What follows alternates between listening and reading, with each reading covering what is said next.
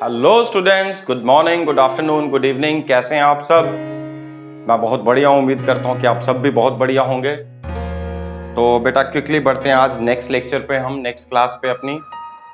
तो बेटा पिछली क्लास में हमने डिस्कस किया था physical quantities. What is a physical quantity? Any quantity whose magnitude can be measured and can be expressed in terms of numbers is called a physical quantity।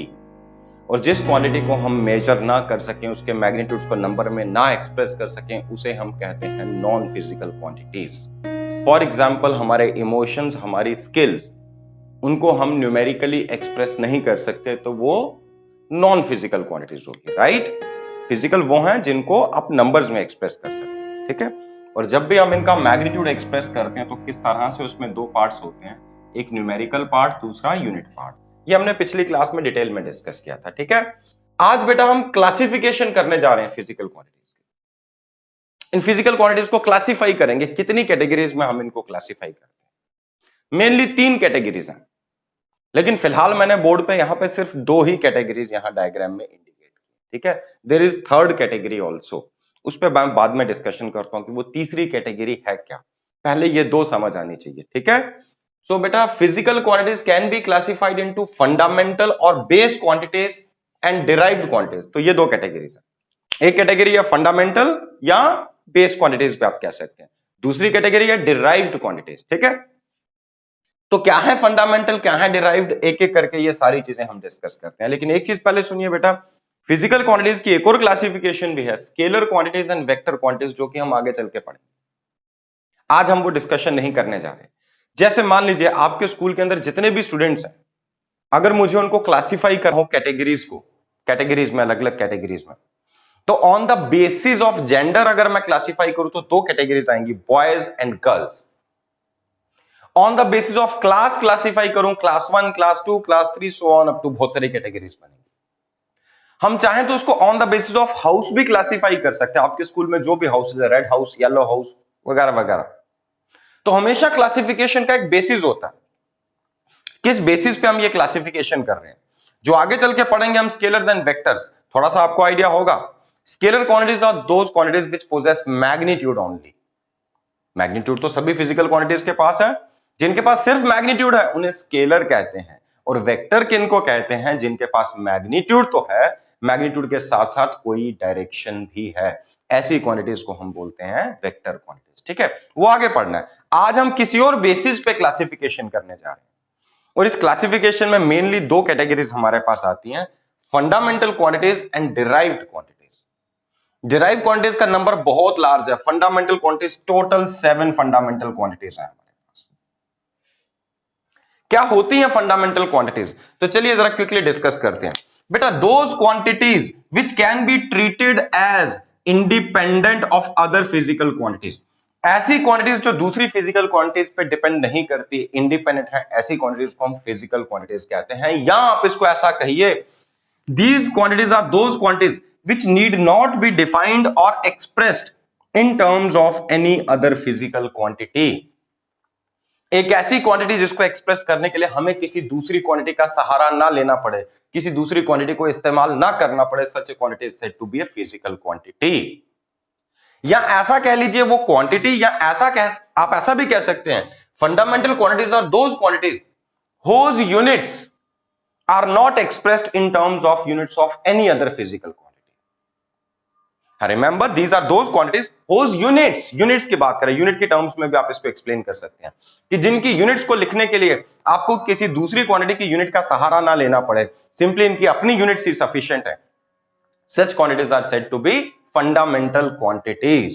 For example, अगर हम यहां पे example discuss करें, for example mass is a fundamental quantity. Mass is just mass. Mass को express करने के लिए किसी दूसरी क्वांटिटी को हमें यूज नहीं करना पड़ता। या दूसरे तरीके से देखिए, अगर मैं मास की यूनिट लिखूं तो मास की यूनिट्स क्या क्या है हमारे पास? ग्राम भी मास की यूनिट है, किलोग्राम भी मास की यूनिट है, टन भी मास की यूनिट है, पाउंड भी मास की यूनिट है। तो we have got a lot of units of mass. लेकिन देखिए, ध्यान से देखिए, जितनी भी यूनिट्स यहां पर हैं, ये सारी की सारी यूनिट्स जो है ये सिर्फ मास ही की यूनिट्स है। इसमें किसी दूसरी क्वांटिटी की यूनिट को आप इस्तेमाल नहीं कर रहे। राइट? उसके बाद आप लेते हैं दूसरी फंडामेंटल क्वांटिटी, लेंथ। वैसे भी हमने 3 फंडामेंटल सिस्टम पढ़े थे, एमकेएस, सीजीएस और FPS. MKS metre kilogram second, जो तीनों यूनिट्स किन क्वांटिटीज की है, मास, लेंथ और टाइम की। तो याद रखिए मास, लेंथ और टाइम फंडामेंटल क्वांटिटीज हैं। तो सबसे पहली 3 फंडामेंटल और बेस क्वांटिटीज कौन सी है, मास, लेंथ और टाइम। देखिए जरा लेंथ को कैसे मेजर करते हैं। लेंथ को हम मीटर में मेजर कर सकते हैं, मिलीमीटर, सेंटीमीटर, किलोमीटर, माइल, बहुत सारी यूनिट्स हम लेते हैं। और कुछ बड़ी यूनिट्स भी हैं, लाइट ईयर, जो आगे चल के आपसे डिस्कस करूंगा। लेकिन ये सारी के सारे यूनिट्स ध्यान से देखिए, सिर्फ लेंथ ही की यूनिट्स है ना, किसी दूसरी क्वांटिटी की यूनिट को इंक्लूड तो नहीं किया आपने। तो इसका मतलब ये क्वांटिटी भी कौन सी होगी, फंडामेंटल। टाइम की यूनिट की बात करें बेटा, सेकेंड हो सकती है, मिनट हो सकती है, आवर हो सकती है, वीक हो सकती है, मंथ हो सकती है, ईयर हो सकती है, डेकेड हो सकती है, सेंचुरी हो सकती है। लेकिन ये सारी यूनिट्स जितनी मैंने यहां लिखी हैं बोर्ड पे, ये सारी की सारी टाइम ही की यूनिट्स हैं। क्या टाइम को एक्सप्रेस करने के लिए हमें किसी दूसरी यूनिट को इस्तेमाल करना पड़ा, किसी और क्वांटिटी की यूनिट को? Answer is no. तो इसका मतलब ये क्वांटिटी भी कैसी होगी, फंडामेंटल क्वांटिटी या फिर बेस क्वांटिटी, राइट। तो ऐसी ऐसी हमारे पास 7 फंडामेंटल क्वांटिटीज हैं। आगे चल के मैं आपसे डिटेल में डिस्कस करता हूं ये 7 क्वांटिटीज क्या क्या। सबसे पहले आपको समझ आना चाहिए कि फंडामेंटल क्वांटिटी है क्या, और अच्छे से समझ आ जाएगा। जरा इसको कंपेयर करते हैं डिराइव्ड क्वांटिटीज से। Derived quantities are those quantities which can be expressed in terms of fundamental quantities. ऐसी quantities जिनको हम fundamental की terms में लिख सकते हैं, और जब हम लिख दें उस expression को हम dimensional formula कहते हैं। किसी derived quantity को fundamental quantities की term में जब आप express करें, उस expression को हम कहते हैं dimensional formula, जो आप अगले पार्ट में स्टडी करेंगे dimensional analysis में। फिलहाल हम जनरल बात करते हैं, ठीक है। फॉर एग्जाम्पल अगर मैं आपके सामने यहां पे एक एग्जाम्पल लूं, बेटा एरिया,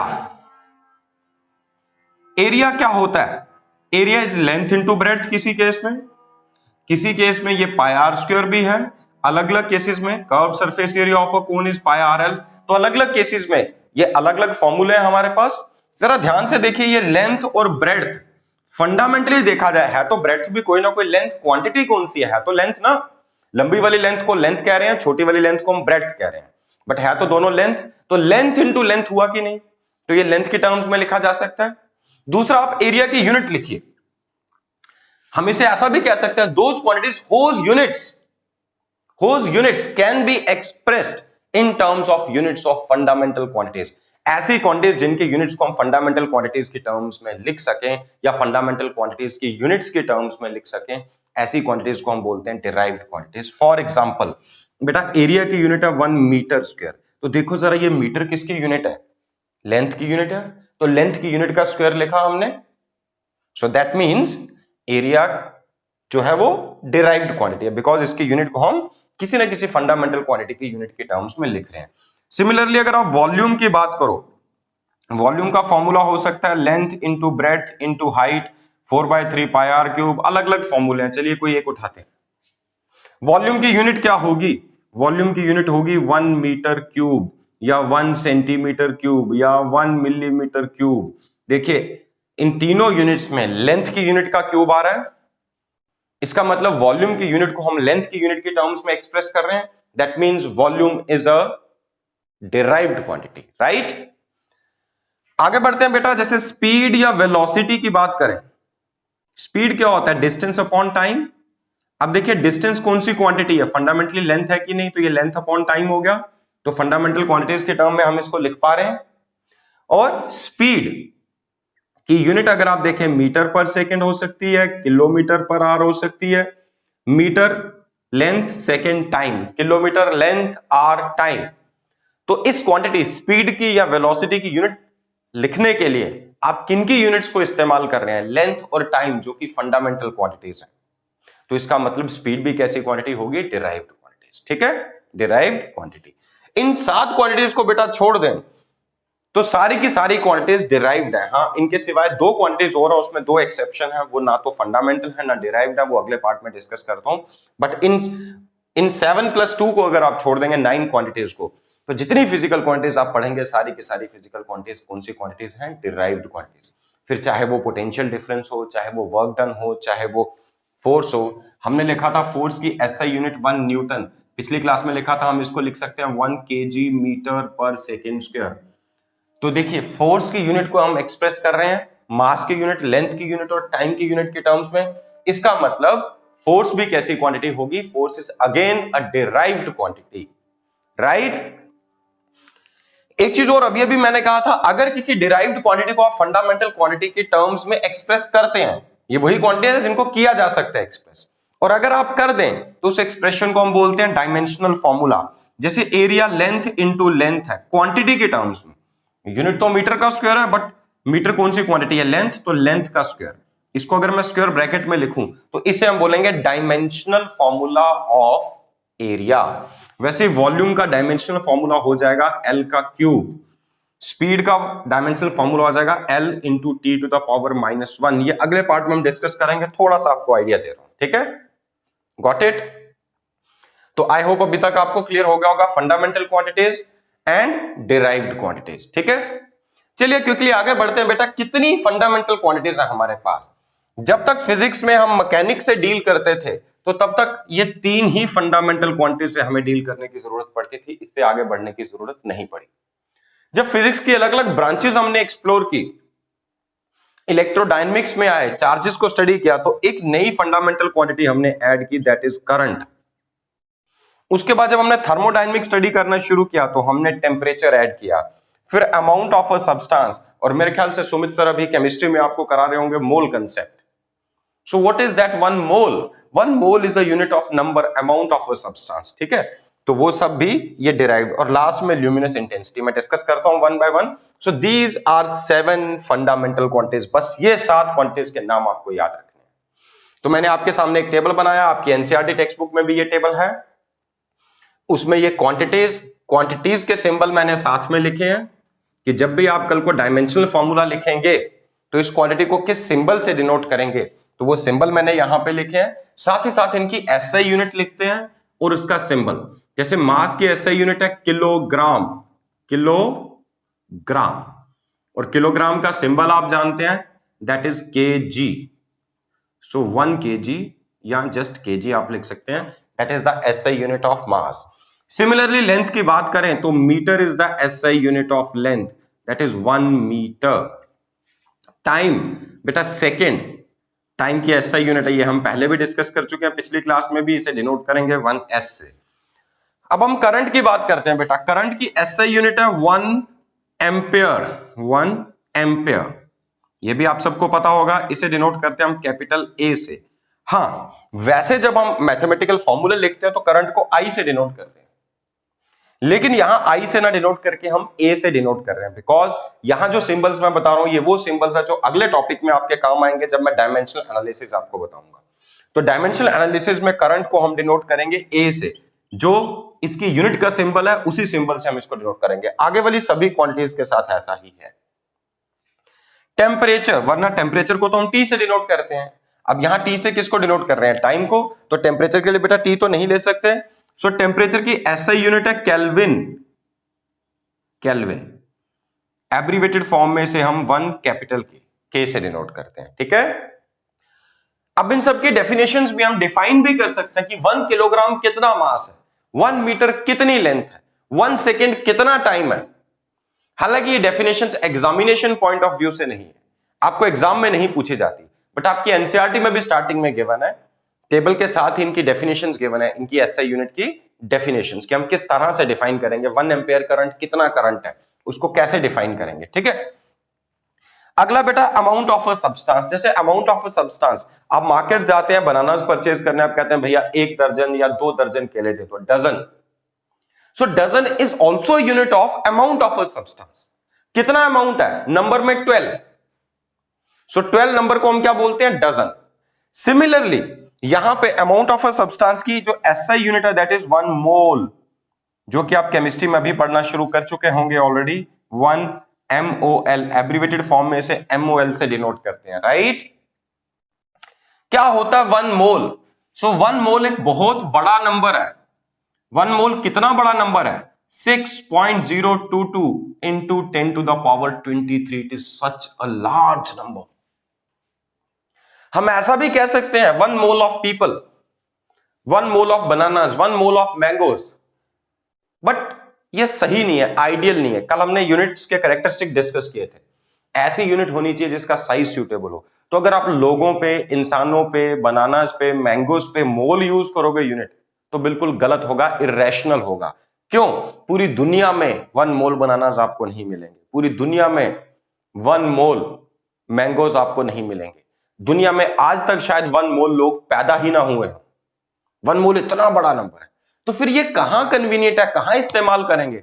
इसे हम इस्तेमाल करेंगे जब कभी हम number of atoms, number of molecules, number of electrons determine करते हैं। इतने छोटे पार्टिकल्स के केस में हम ये यूनिट इस्तेमाल करते हैं, 1 मोल। ठीक है। उसके बाद बेटा लास्ट में ल्यूमिनस इंटेंसिटी, लाइट की इंटेंसिटी, ल्यूमिनस इंटेंसिटी, किसी लाइट प्रोड्यूसिंग सोर्स वो कितना ब्राइट, चमक, सिंपल शब्दों में कहें ल्यूमिनस इंटेंसिटी का मीनिंग है चमक। मान लीजिए यहां पे मैं बल्ब लगाता हूं बहुत बड़ा, तो इसके सामने एक शीट रखता हूं, तो मैं देखता हूं इस शीट पे कितनी चमक है, ये बहुत ब्राइट दिख रही है। अब बल्ब हटा के उसकी जगह एक कैंडल लगाता हूं, तो देखता हूं कैंडल की ब्राइटनेस कम है, कैंडल की वजह से इस पेपर की इल्यूमिनेशन कम है, तो इसका मतलब कैंडल की ल्यूमिनस इंटेंसिटी इस बल्ब की ल्यूमिनस इंटेंसिटी से कम है। मान लीजिए मैं एक एक करके कैंडल्स का नंबर बढ़ाता हूं, 2 कैंडल, 10 कैंडल, 5 कैंडल, इस तरह बढ़ाते बढ़ाते बढ़ाते सपोज मैंने 50 कैंडल्स एक साथ जला दी।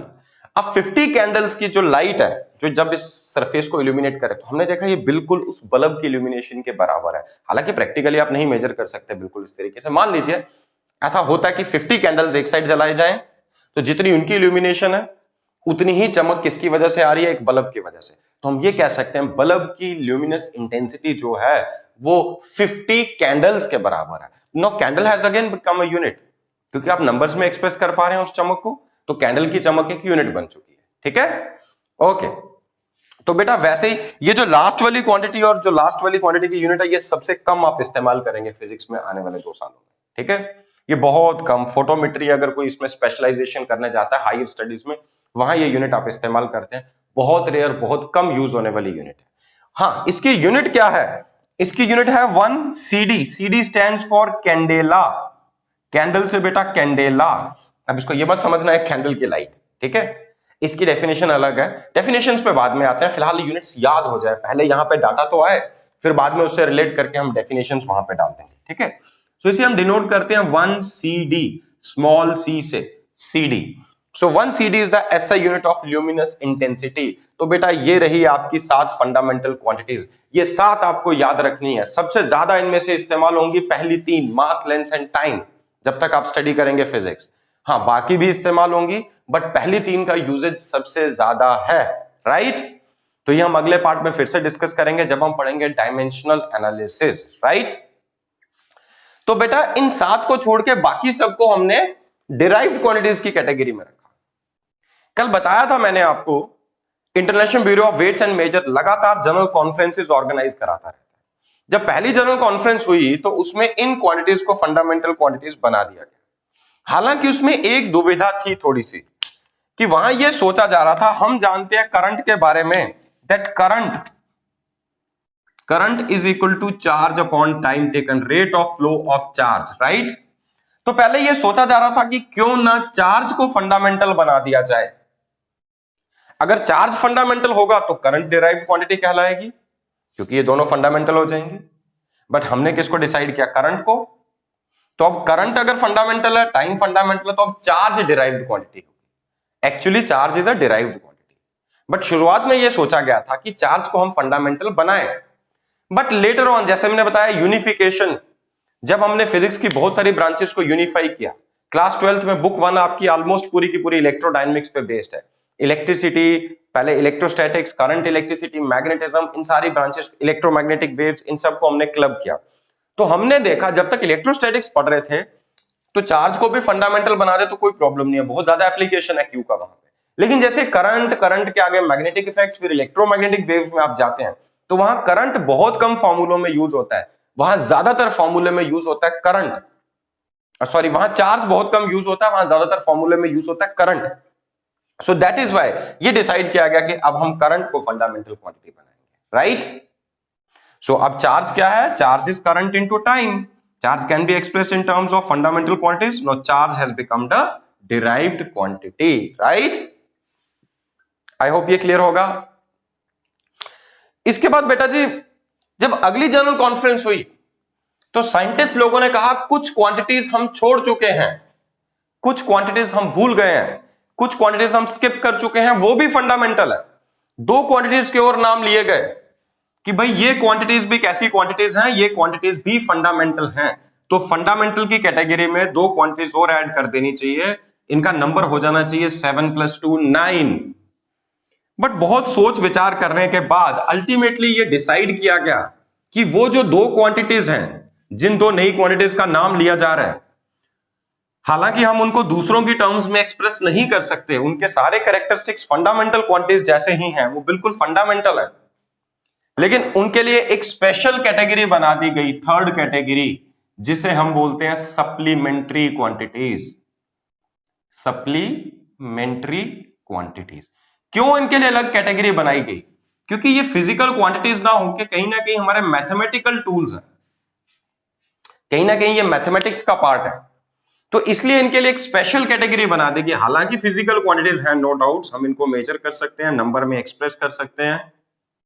तो फिर हमने डिसाइड किया कि हम एक नई कैटेगरी बना देते हैं जिसे हमने नाम दिया सप्लीमेंट्री क्वांटिटीज। ये कौन कौन सी दो सप्लीमेंट्री क्वांटिटीज है बेटा? सबसे पहली क्वांटिटी है आपकी प्लेन एंगल। तो दो सप्लीमेंट्री क्वांटिटीज हम पढ़ने जा रहे हैं। सबसे पहली क्वांटिटी है plane angle. No what is plane angle? आज तक जो एंगल आप पढ़ते आए हैं वो प्लेन एंगल ही तो है। एक ऐसा एंगल जो किसी प्लेन में ड्रॉ कर दिया जाए, या किसी प्लेन में कोई दो इंटरसेक्टिंग लाइंस हो, तो ये आपस में जितना एंगल यहां डिस्क्राइब कर रहे हैं, this angle is called a plane angle. तो ऐसे एंगल को हम क्या बोलते हैं? प्लेन एंगल, जो कि प्लेन में ड्रॉ किया जा सके। ठीक है। दूसरी क्वांटिटी जो है सप्लीमेंट्री क्वांटिटी, वो है सॉलिड एंगल। सॉलिड एंगल कैसा एंगल होगा? जो 3 डायमेंशनल एंगल होगा। 3 डायमेंशन में मान लीजिए आपके पास एक कोन है, तो कोन के एपेक्स में एक एंगल बन रहा है, वो प्लेन में तो नहीं ड्रॉ हो सकता, वो 3 डायमेंशनल एंगल है, तो ऐसे एंगल को हम बोलते हैं सॉलिड एंगल। तो फिलहाल हम स्टार्ट करते हैं सबसे पहले plane angle. I hope plane angle तो पता है। देखिए मैथमेटिकल टूल है क्या, जैसे अभी तक आप एंगल की यूनिट क्या लेते थे? अभी तक जो सिस्टम था जिसमें आप एंगल को स्टडी करते थे, उसमें एंगल की यूनिट आप लेके चलते थे 1 डिग्री। तो प्लेन एंगल को मेजर करने के लिए जो अभी तक आप सिस्टम यूज कर रहे थे, सिस्टम ऑफ यूनिट्स, उसे हम बोलते हैं सेक्साजेसिमल सिस्टम। Sexagesimal system. इस सेक्साजेसिमल सिस्टम में आपने पढ़ा था 1 straight angle, straight angle, 1 straight angle is equal to 180 degree, 1 right angle is equal to 90 degree, 1 degree is equal to, यहां तक तो आपने पढ़ा था। बट आप अभी तक डिग्री को ही सबसे छोटी यूनिट मानते हैं। ठीक है। पहली चीज देख लीजिए, क्या ये फंडामेंटल की तरह है कि नहीं? एंगल को सिर्फ डिग्री में मेजर करते हैं, क्या किसी दूसरी फंडामेंटल क्वांटिटी को तो नहीं इंक्लूड कर रहे? इसका मतलब ये भी बिल्कुल फंडामेंटल जैसी बेस क्वांटिटीज है ना? बट स्टिल इनके लिए अलग कैटेगरी बना दी गई। सो इस कैटेगरी को हम क्या बोलते हैं? These quantities are called as supplementary. Anyway बेटा 1 डिग्री को फर्दर आप तोड़ सकते हैं छोटे पार्ट्स में। इमेजिन कर लो 1 डिग्री एंगल कितना होता है, आप अच्छे से समझते होंगे। 1 degree is equal to 60 minute. यहां मैं डैश इस्तेमाल कर रहा हूं। ये डैश हालांकि लेंथ की एक यूनिट 1 फीट के लिए भी हम इस्तेमाल करते थे, लेकिन यहां फीट नहीं है, यहां क्या है? मिनट। 60 मिनट। जैसे 1 आवर में 60 मिनट्स होते हैं, 1 आवर में 60 मिनट होते हैं, ऐसे लगाना गलत है, 1 आवर में 60 मिनट होते हैं। सिमिलरली 1 डिग्री एंगल को भी छोटे पार्ट्स में तोड़ो तो 1 डिग्री के अंदर भी कितने मिनट होंगे? 60 minute. So what is 1 minute of angle? 1 minute is 1/60th part of 1 degree angle, right? और 1 मिनट को भी अगर आप चाहें तो फर्दर छोटे पार्ट्स में तोड़ सकते हैं। 1 मिनट के अंदर कितने सेकंड होंगे? वो होंगे 60 नंबर ऑफ सेकंड। सोचो कितना छोटा है, आप इमेजिन भी नहीं कर पा रहे होंगे। 1 डिग्री एंगल के 60 पार्ट्स किए, वो एक पार्ट था 1 मिनट। अब उसके फर्दर 60 पार्ट, मतलब 1 डिग्री को 3600 पार्ट में अगर आप तोड़ोगे तो 1/3600 part of 1 degree is 1 second. तो 60 सेकेंड। तो सेकेंड को डिनोट करने के लिए हम डबल डैश इस्तेमाल कर रहे हैं, राइट? तो यहां पर ये चीज आपको क्लियर होगी कि ये नई यूनिट्स हैं आपके लिए, मिनट और सेकेंड। मिनट क्या है? डिग्री का 1/60 पार्ट, और सेकंड क्या है? 1 मिनट का भी 1/60 पार्ट। ये रेशियो बिल्कुल वैसी है जैसे टाइम के केस में होती थी, 1 आवर में 60 मिनट और 1 मिनट में 60 सेकंड। रेशियो बिल्कुल वैसी है। लेकिन वो मिनट सेकंड टाइम की यूनिट्स थी, यहां मिनट सेकंड किसकी यूनिट्स है? एंगल की यूनिट्स है। कौन से सिस्टम में? सेक्साडेसिमल सिस्टम में, जो सिस्टम ऑलरेडी आप इस्तेमाल करते आए हैं। तो प्लेन एंगल को आप पहचानते हैं अच्छे से, प्लेन एंगल की यूनिट्स को आप पहचानते हैं। But what is the SI unit of plane angle? बेटा जी, this is not the SI unit at all. What is the SI unit? तो SI unit of plane angle is 1 radian, 1 radian, RAD। Abbreviated form में, full form में लिखेंगे तो RADIAN, 1 radian, right. So plane angle already जानते हैं, सिर्फ नया क्या है आपके लिए? 1 radian. This is the SI unit. अब ये जो SI यूनिट है, ये कौन सा सिस्टम है? जैसे इस सिस्टम को तो हम सेक्साडेसिमल सिस्टम कहते थे, ये जो सिस्टम है, इस सिस्टम को हम बोलते हैं circular system, circular system of units. So what is circular system? आप मान लीजिए एक सर्कल इमेजिन कीजिए अपने सामने, इस सर्कल के ऊपर कोई एक आर्क मार्क कीजिए। सपोज इस आर्क की लेंथ है L, तो ये आर्क सेंटर पे कुछ ना कुछ एंगल सबटेंड कर रही होगी, यहां पे एंगल थीटा। अगर इस सर्कल का रेडियस r है, तो थीटा L और r के बीच में एक नया रिलेशन है जो आपने अभी तक नहीं पढ़ा, लेकिन ये बहुत ही बिल्कुल फंडामेंटल रिलेशन है, ये आपको हमेशा याद रखना है, बार बार अप्लाई करना पड़ेगा।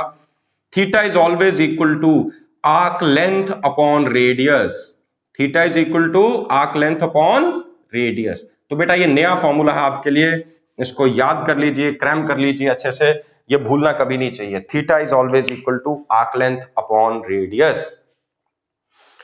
तो इसीलिए हमने इस सिस्टम को क्या नाम दिया? Circular system of units. देखो, सर्कल ऑफ रेफरेंस ले रहे हैं, उसकी हेल्प से हम थीटा को एक्सप्लेन कर रहे हैं। Theta is equal to arc length upon radius. Common sense की बात है, कॉमन सेंस की बात है। फॉर्मूला देखें क्या कहता है। अगर आप आर को फिक्स करके एल बढ़ाएंगे फॉर्मूले के अकॉर्डिंग, तो थीटा बढ़ना चाहिए कि नहीं? फॉर्मूला यही कह रहा है, डिनोमिनेटर सेम रहेगा, न्यूमरेटर बढ़ेगा तो थीटा बढ़ेगा। वैसे आप प्रैक्टिकली यहां करके देख लो, अगर आप रेडियस उतना ही रखें सर्कल का, इसी सर्कल में लंबी आर्क ले लें, मान लो आर्क की लेंथ आप यहां तक ले लेते, तो ये बड़ी वाली आर्क बड़ा वाला एंगल सबटेंड करेगी, छोटी वाली आर्क छोटा वाला एंगल सबटेंड करेगी। कॉमन सेंस की बात है। अच्छा, मान लो आर्क लेंथ आप उतनी रखते हैं, आप सर्कल छोटा ले लेते हैं, आर को कम कर देते हैं, उतनी ही लंबी आर्क आप छोटे रेडियस के सर्कल में लेते हैं, तो देखिए यहां एंगल बढ़ जाएगा। यहां देखो, अगर एल को सेम रख के आर को कम करें तो थीटा बढ़ना चाहिए कि नहीं? अगर एल सेम रख के आर बढ़ा दे तो थीटा कम हो जाएगा। आई होप ये फॉर्मूला क्लियर है। ये चीजें बेटा आपको मैं गाइड कर रहा हूं बस कि इस तरह से आपने अपने आप को ड्राइव करना है, चीजों को रिलेट करना है, फॉर्मूले से भी, डायरेक्टली विजुअलाइज करके भी। जितना ज्यादा आप रिलेट करेंगे उतना आप रिटेन करेंगे। The more you relate, more you retain the information. Otherwise 24 hours के अंदर अंदर मैक्सिमम इंफॉर्मेशन ब्रेन लूज कर देता है, बहुत कम, अगर आप रिवाइज ना करें तो, राइट। तो theta is equal to arc length upon radius. I hope ये भी फॉर्मूला आपको क्लियर हो चुका होगा, राइट। अब सवाल ये है कि अगर SI यूनिट रेडियन है, तो भाई आज तक हमने एंगल डिग्री में मेजर किया, अब उसको रेडियन में एक्सप्रेस करना है, तो क्या डिग्री और रेडियन में कोई रिलेशन है? Yes, of course there is a relation, there is a relation between degree and radian. बिल्कुल सिंपल सा रिलेशन है। आया कहां से वो भी बताता हूं। 180 डिग्री का एंगल जो है, straight angle, that is always equal to pi radian. Pi को तो पहचानते हैं बेटा आप अच्छे से, 3.14। सो पाई रेडियन लिखो या 3.14 रेडियन, या आप चाहें तो ऐसा भी लिख सकते हैं 3.14 रेडियन। सो एक डिग्री के अंदर कितने 180 डिग्री के अंदर कितने रेडियन है? That is pi radian. 180 degree is equal to pi radian, that means 3.14। So अगर आप 1 रेडियन की वैल्यू डिटरमिन करोगे तो 3.14 से इसको डिवाइड करो, that is a bit less than 60 degree. मतलब ऑलमोस्ट हम ऐसा कहें कि एक रेडियन एंगल जो है, एक रेडियन वो 60 डिग्री के आसपास होता है, थोड़ा सा कम होगा 60 डिग्री से, 59 पॉइंट समथिंग डिग्री, राइट। चलिए, अब अगर कभी आपको डिग्री को रेडियन और रेडियन को डिग्री में कन्वर्ट करना हो तो आप यही फॉर्मूला यूज करेंगे। कैसे यूज करेंगे जरा देखते हैं, कहां से आया ये भी बताता हूं। 1 degree is equal to pi upon 180 radian. तो एक डिग्री में इतने रेडियन होने चाहिए, यहां से देखें 180 को इस साइड ले जाएं, और एक रेडियन में, और 1 radian is equal to 180 upon pi degree. इतना एंगल होना चाहिए। अब आप इन दो फॉर्मूले को यूज करके डिग्री को रेडियन और रेडियन को डिग्री में कन्वर्ट कर सकते हैं। ओके, चलिए एग्जांपल लेते हैं। मान लीजिए मैं कहता हूं 30 डिग्री एंगल को मुझे रेडियन में कन्वर्ट करना है, तो 1 डिग्री इज इतने रेडियन, तो 30 डिग्री कितना होना चाहिए? 30 into pi upon 180 radian. 30 into 6 is 180, तो इसका मतलब 30 डिग्री कितने रेडियन के इक्वल है? Pi upon 6 radian. अक्सर रेडियन में जब हम एंगल लिखते हैं तो उसको पाई की टर्म्स में एक्सप्रेस करते हैं, बट आप चाहें तो पाई की वैल्यू पुट कर सकते हैं 3.14। अच्छा, अब इसी को उल्टा मैं कन्वर्ट करता हूं पाई बाय 6 को वापस डिग्री में। Pi by 6 radian is equal to how many degree? तो देखो 1 radian is equal to 180 upon pi degree, तो कितने रेडियन है? Pi upon 6। तो क्या करना होगा? पाई अपॉन 6 को मल्टीप्लाई कर दीजिए इस फैक्टर से, 180 अपॉन पाई। देखिए पाई पाई कैंसल आउट हो गया, 6 इंटू 30, यानी कि pi by 6 radian is equal to 30 degree. तो 180 डिग्री इज पाई रेडियन, और इसी रिलेशन को यूज करके ये दो रिलेशंस आ गए। 1 degree is pi by 180 radian, 1 radian is 180 by pi degree. अब आप कभी भी इन दो रिलेशंस को यूज करके डिग्री को रेडियन में या फिर रेडियन को आप डिग्री में कन्वर्ट कर सकते हैं। तो बहुत बहुत बहुत ही ज्यादा इंपॉर्टेंट रिलेशन है बेटा जी। तो ये रिलेशन आप याद रखेंगे, 180 degree is pi radian, 90 degree हुआ तो पाई बाय 2, 60 डिग्री हुआ तो पाई बाय 3, 30 डिग्री हुआ तो पाई बाय 6, 45 डिग्री हुआ तो पाई बाय 4 रेडियन। याद रहेगा ये? चलिए आगे बढ़ते हैं। ये रिलेशन आया कहां से? क्या आपको सर्कल के सेंटर पे ये जो कंप्लीट प्लेन एंगल है इसकी वैल्यू पता है? डिग्री में ही पता है, that is 360 degree, isn't it? चलिए, so we know that complete angle at the centre of circle is always equal to 360 degree. और अभी अभी हमने नया फॉर्मूला पढ़ा, angle is arc length upon radius. Angle is arc length upon radius, तो अगर मैं कंप्लीट एंगल ले रहा हूं तो आर्क लेंथ भी कितनी लेनी चाहिए मुझे? कंप्लीट आर्क लेंथ लेनी चाहिए कि नहीं? So complete arc length upon radius आएगा, यस और no?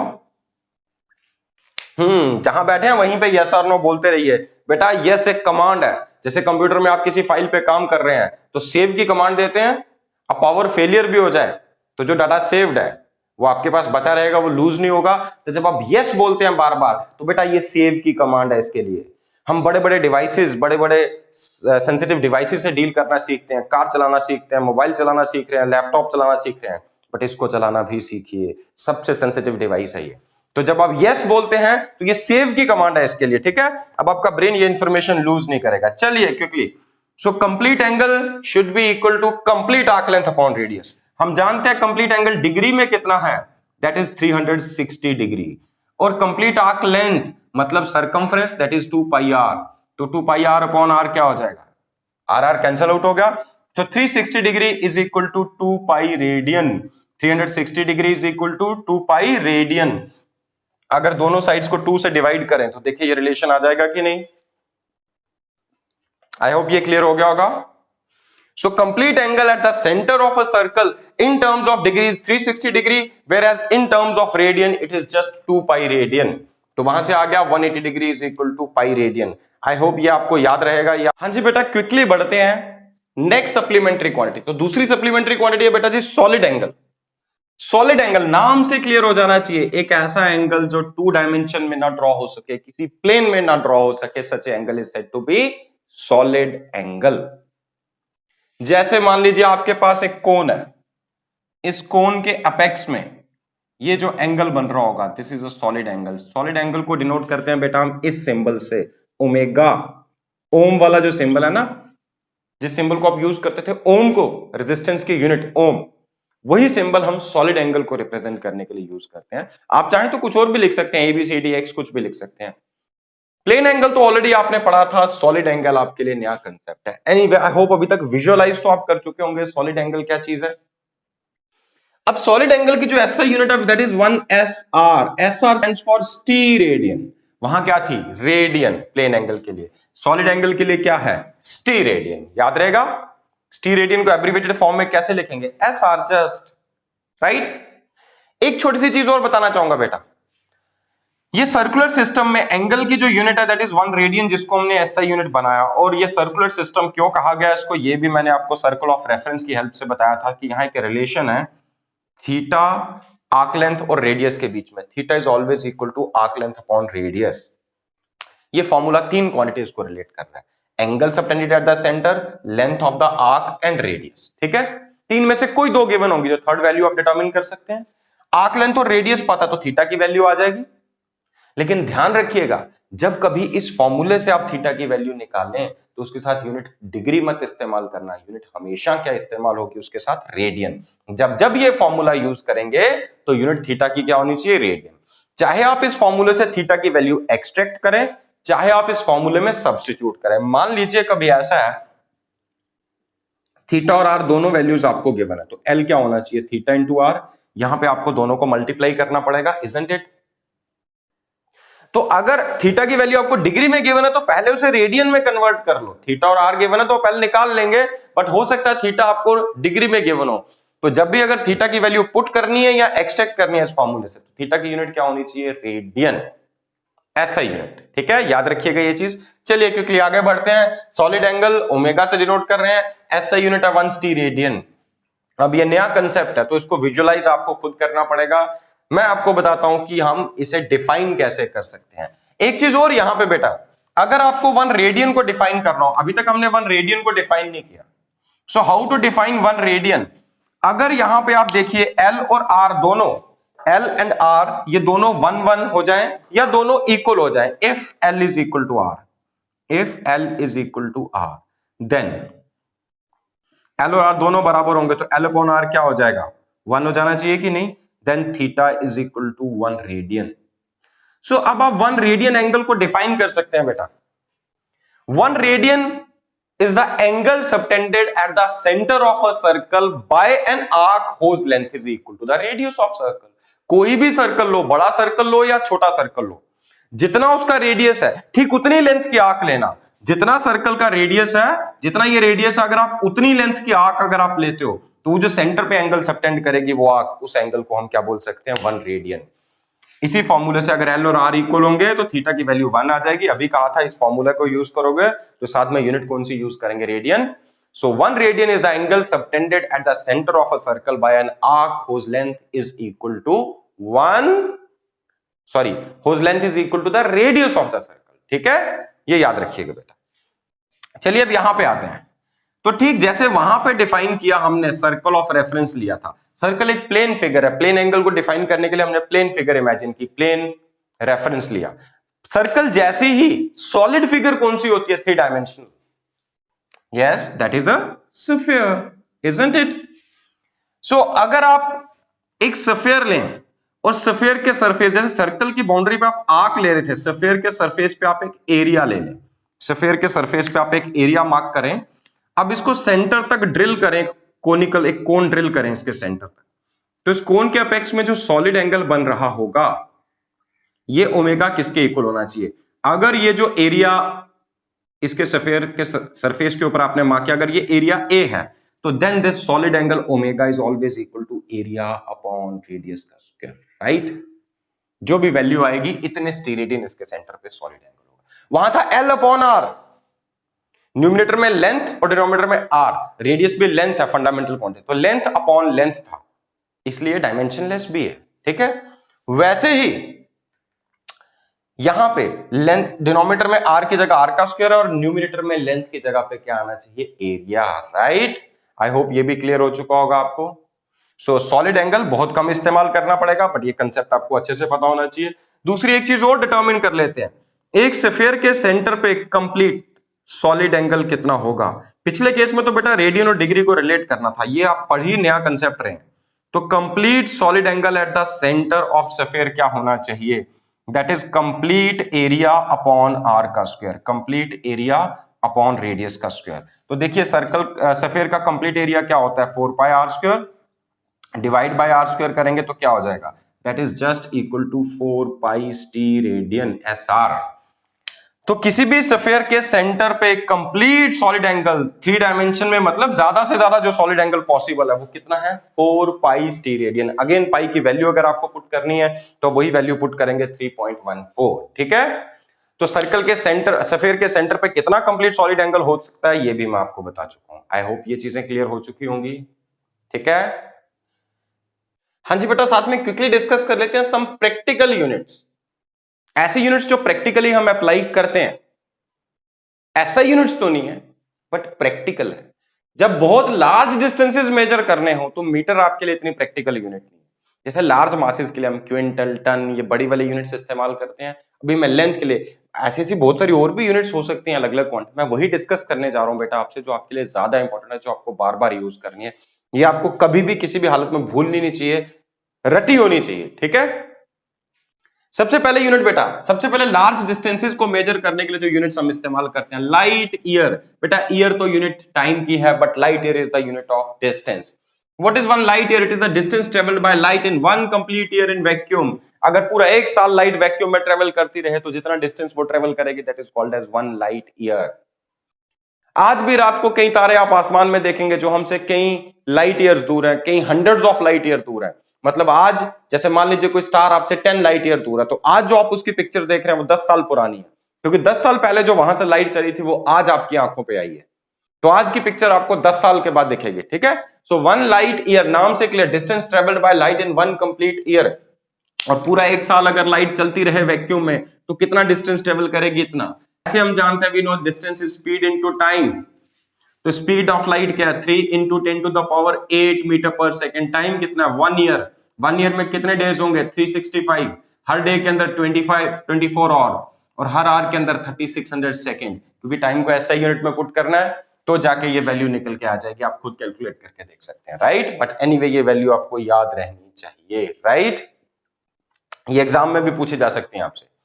Next is one astronomical unit. ये भी बेटा लार्ज डिस्टेंसेस को मेजर करने की यूनिट है।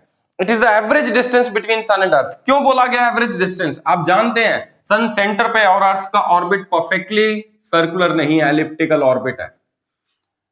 तो साल भर में डिस्टेंस अर्थ का बदलता रहता है सन से, बट एवरेज डिस्टेंस अगर हम डिटरमिन करें, that average distance is one astronomical unit.